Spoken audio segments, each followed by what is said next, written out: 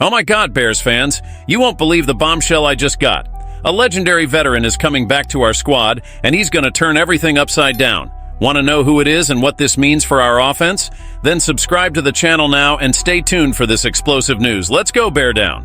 Our team had one of the youngest rosters at the start of the preseason, but it looks like we're going to get older again, all because of one player. Think much older. We're talking about someone who's going to try to make our roster for the 19th NFL season. Now think about this. He's already 40 years old. 40! We're talking about a guy who was drafted in 2006. Most players would have hung up their cleats by now, but not this veteran. We're talking about Marcedes Lewis, the big dog. That's right, the veteran tight end is back. But let's get to the point. Why, in Ditka's name, are we bringing back such an old player? Look, last year he caught only 4 passes. 4. Seems like nothing, right? But let's look at what really matters. His blocking ability. Pro Football Focus ranked Marcedes Lewis as the 5th best blocker among tight ends. That's right, he was the 5th best. And that's not all, he also had the 5th highest overall grade among all tight ends, largely because of his blocking skills.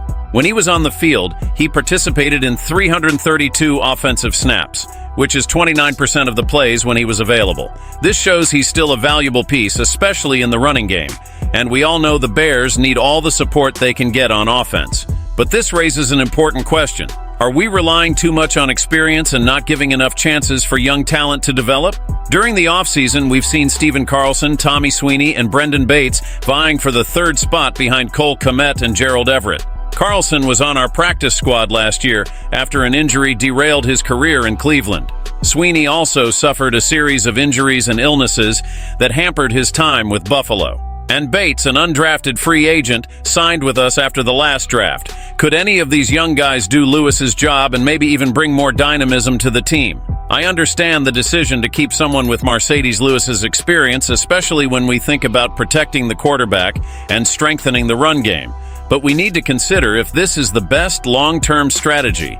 Are we prioritizing experience over innovation and youth? Or is Lewis really the piece we need to solidify our offense? Bears fans, I ask you, are we making the right decision by bringing Marcedes Lewis back for another season?